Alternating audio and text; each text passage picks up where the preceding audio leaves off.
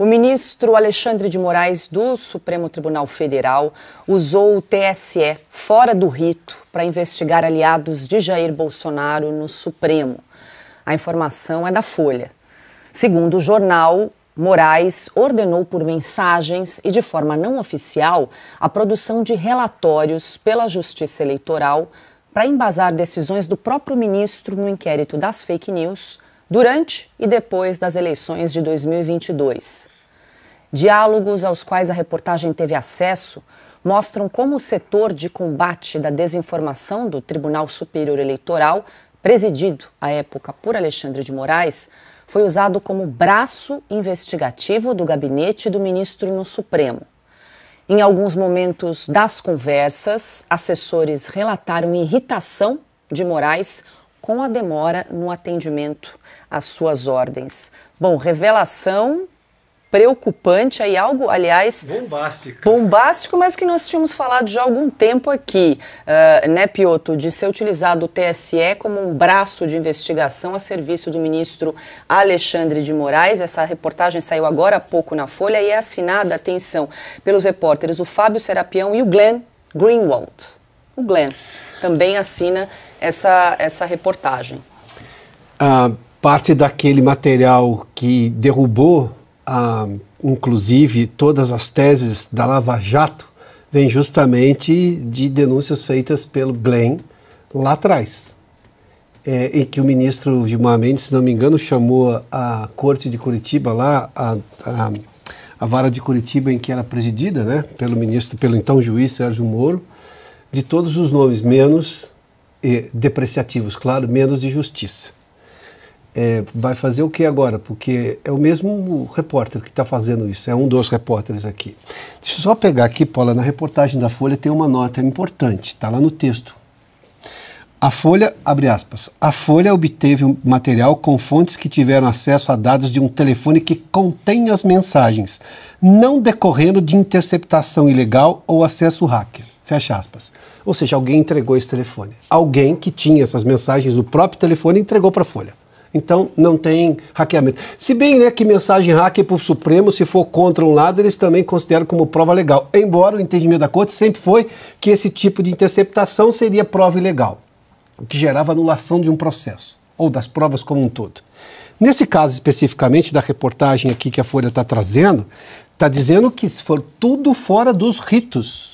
Nós estamos falando de troca de informações do TSE, determinação de investigação pelo ministro Alexandre de Moraes a seus assessores e o STF, fora dos ritos processuais. Se foram fora dos ritos processuais, está anulado o processo.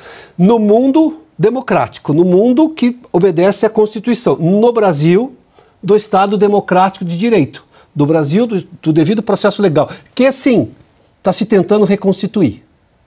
É importante a gente notar isso porque passamos por um momento de uma, eu espero, breve ditadura no meio de uma democracia, estabelecida lá no começo dos anos 80, restabelecida no começo dos anos 80 do século passado.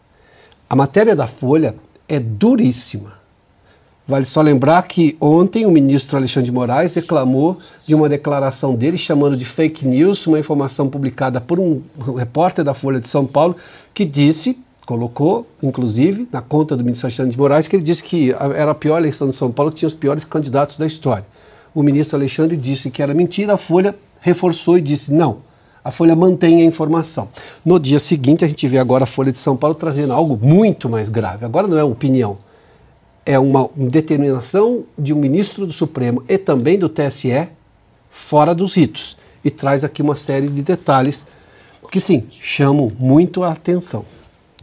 Bom, gente, tem muita coisa acontecendo aqui ao mesmo tempo, apuração em tempo real. A gente vai conversar com o Rodrigo Constantino exatamente, porque ele foi citado numa troca de mensagens, inclusive um post, uma publicação do Rodrigo Constantino foi enviada pelo ministro Alexandre de Moraes, está aí na tela para quem nos acompanha, o post do Rodrigo dizendo nada do PL questionando o TSE Bonner. E aí tem a informação ali do ministro no pé. Peça para o Eduardo analisar as mensagens desse para vermos se dá para bloquear e prever multa. Tá aí o pedido, então, do ministro Alexandre de Moraes nessa troca de mensagens. Consta já está conosco? Muito boa noite, Consta. Seja bem-vindo. Fazendo uma participação especial, a informação acabou de chegar aqui para a gente, né? Sim, eu tava ao vivo, né, no meu programa, que eu acabo justamente antes da Oeste começar, e estou nesse turbilhão. Estava lendo agora a reportagem da Folha, né? Fui procurado um pouco mais cedo pelo jornalista responsável, né? Me mandou, mas eu estava ao vivo, não tive tempo de ver. Então, estou chocado, né? Em primeiro lugar, parabéns, a gente tira o chapéu quando vê trabalho jornalístico sendo feito de forma séria e corajosa.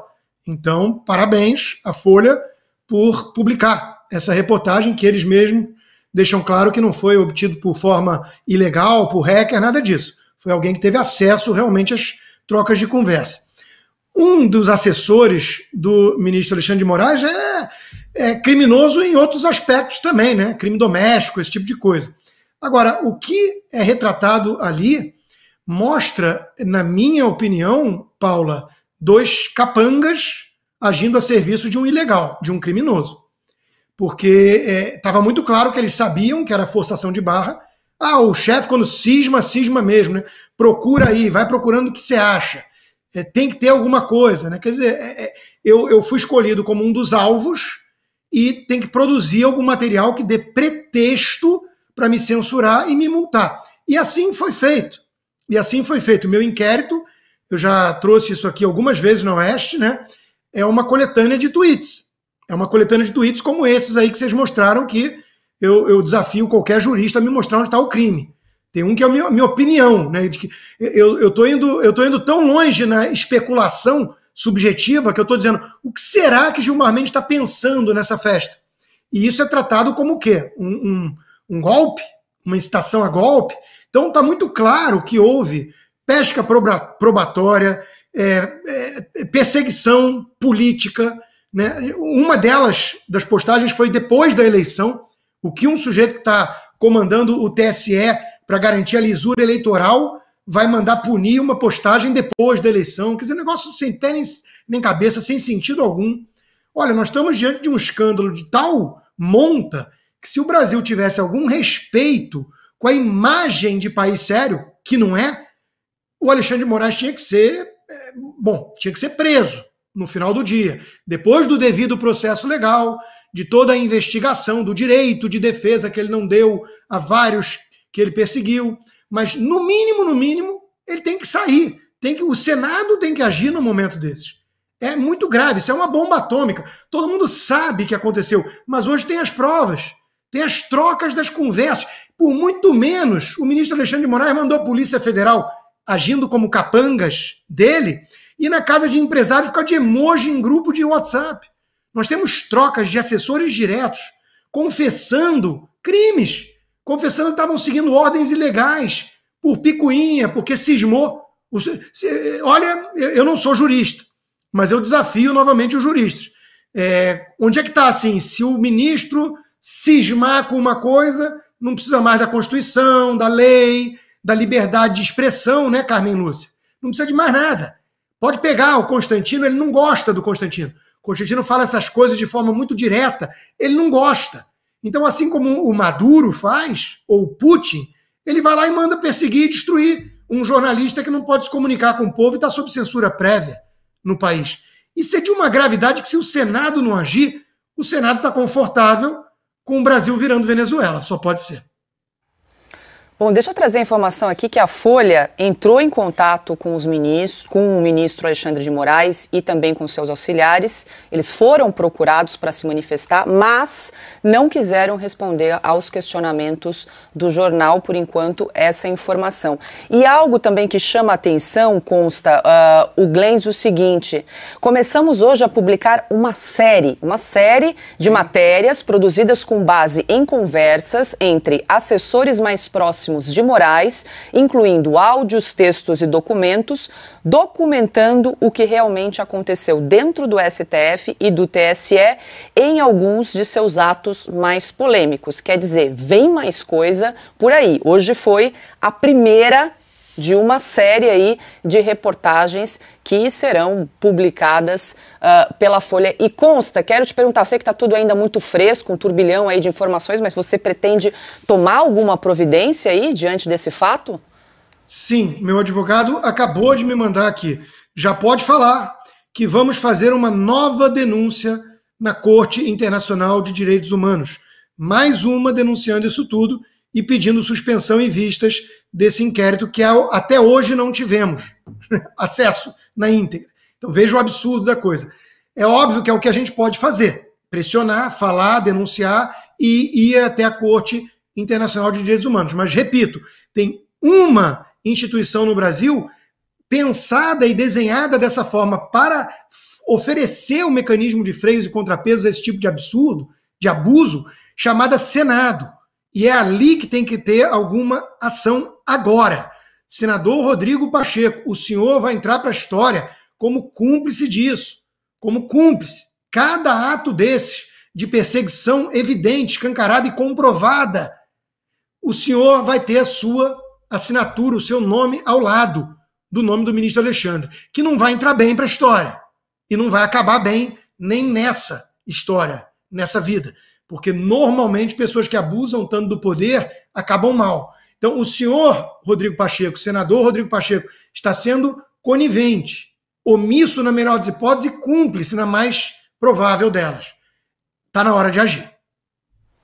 Pois é, Augusto, a reportagem traz aqui que a Folha teve acesso a 6 gigabytes de mensagens e arquivos. É muita coisa, ou seja, é uma série de reportagens, vem mais coisa por aí. Bem-vinda seja essa série de reportagens baseada em fatos. Sim. O que já se sabe é suficiente para que hoje comece a agir, comece a tomar vergonha, ou a recuperar a vergonha, se é que um dia teve, o senador Rodrigo Pacheco. E que comecem a falar imediatamente os senadores da oposição. Comecem a exigir ontem. Nesta semana, eu quero reler um trecho do artigo que eu escrevi sobre o comportamento do Alexandre de Moraes, e é o que começa a se desenhar agora. Moraes calcula que, somados processos, inquéritos e operações policiais semiclandestinas, a vara criminal que montou e comanda lida com mais de 2.000 casos. O volume de ilegalidades cometidas pelo superministro é muito maior. Antes de chegar ao STF, o ex-promotor de justiça não julgara sequer um furto de laranjas na mais sonolenta das comarcas. Com uma toga nos ombros, passou a mandar as favas, normas constitucionais, códigos legais, princípios vigentes desde o Império Romano, o sistema acusatório brasileiro, o devido processo legal e o direito de ampla defesa, fora o resto. Pelas contas de Moraes, portanto, passam dos 2 milhares as vítimas de perseguições que ameaçam rebaixar o processo de Franz Kafka à leitura para adolescentes. É isso. O que ele está fazendo, que já se viu por isso que foi divulgado? Arruma aí o crime, primeiro eu puno, e depois vocês me dão a razão, e não há crime a punir. Então, agora, eu repito o que disse no comentário anterior.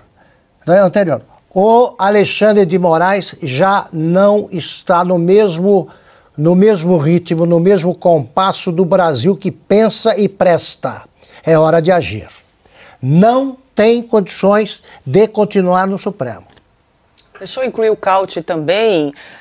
Cauty, segundo a reportagem aqui da Folha, o maior volume de mensagens com pedidos aí do ministro Alexandre de Moraes, todas via WhatsApp, envolveram então o juiz instrutor, Ayrton Vieira, que é o assessor mais próximo de Alexandre de Moraes no Supremo, e Eduardo Talhaferro, perito criminal, que à época chefiava o AEED, que é a Assessoria Especial de Enfrentamento à Desinformação, que depois virou o CIED, que é o Centro de Combate ao Enfrentamento à Desinformação, que tanto falamos aqui no programa. Então envolveu esses dois assessores, o juiz instrutor, Ayrton Vieira, e esse perito criminal que chefiava essa assessoria de combate à desinformação no Tribunal Superior Eleitoral, Eduardo Talhaferro.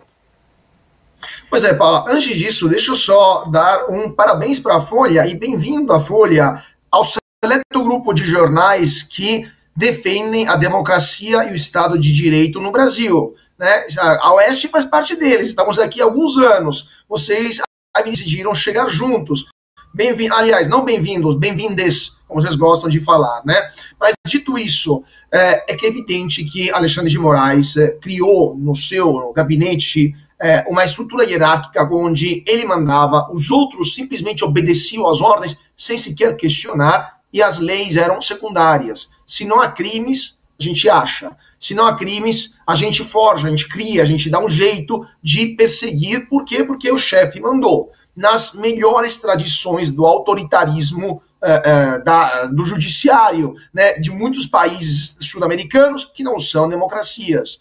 Agora, o que é interessante é que a Folha, nessa matéria, que eu também estava lendo, né, estava dando uma olhada em alguns detalhes, fala que obteve essas informações sem hackear telefones, sem entrar em grupos, sem nenhum tipo de ilegalidade. Ou seja, alguém passou essas informações. Alguém passou essas informações, alguém transmitiu essas informações para a Folha de dentro, algum colaborador de Alexandre de Moraes.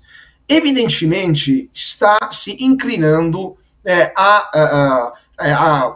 vamos dizer assim, o grupo de pessoas que criou esta situação inaceitável no Brasil. Tem muita gente que lá dentro, evidentemente, está demonstrando um certo descontentamento e está demonstrando, transmitindo informações para jornalistas. E é por isso que o Glenn Greenwald e o colega que escreveram essa matéria falaram que tem uma série de reportagens que vão sair, porque alguém de dentro falou, vazou informações e deve ter feito isso porque ou não aguentava mais o chefe cismando, como aparece aqui no texto, né, se cismou, é uma tragédia, não aguentava mais tragédias, ou não aguentava mais ver a tragédia que se tornou o Brasil. São todos juristas. É impossível que nenhum questionado se aquilo que estava sendo feito nos últimos anos era legal ou não, ou era decente ou não. Porque ter um inquérito, como o inquérito do fim do mundo, que há anos está nas trevas, na escuridão, ninguém sabe o que tem dentro, mas todos são incluídos e ninguém consegue sair, é algo evidentemente mais do que ilegal, é indecente. E alguém em Brasília decidiu dizer basta a essa indecência e está entregando essas mensagens para a imprensa. Bom, a gente vai seguir falando sobre esse assunto, claro, mas antes deixa eu dispensar o Consta, que a gente capturou ele rapidinho aqui para dar esse depoimento. Na quinta-feira ele volta conosco. Agora, Consta, deixa eu só te perguntar, você disse que foi procurado pelo jornalista da reportagem da Folha. O que ele queria com você? Fábio Serapião me mandou a reportagem e, inclusive, pediu o contato de vocês, da Oeste. Já passei para o Binha, né, e a Oeste é mencionada. Então, furo de reportagem, né, tem uma citação à revista. Ele vai procurar a direção da Oeste para o outro lado. Né? Agora, o fato é o seguinte, é isso tudo que o Cauty disse, que o mestre Augusto disse, né, é escandaloso, isso é uma bomba. Eu descubro, assim, né, aquilo que eu já suspeitava, que o ministro Alexandre de Moraes tem uma certa obsessão por mim, né? Acho que ele me acompanhava nas minhas redes sociais mais do que qualquer familiar meu, né? Mais do que minha mãe.